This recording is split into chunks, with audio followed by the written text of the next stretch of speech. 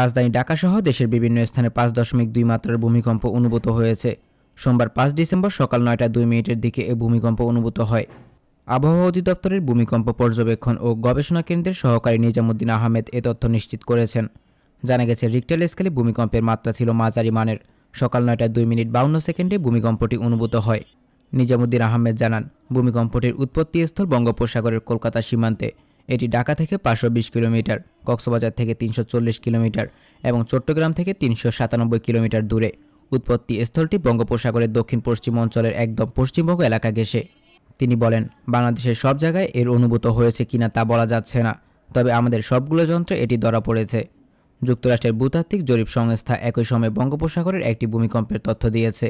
Richter স্কেলে এর মাত্রা ছিল 5.2, এর গভীরতা ছিল 10 কিলোমিটার। ভূমিকম্পে দেশের কোথাও কোনো ক্ষয়ক্ষতির খবর পাওয়া যায়নি।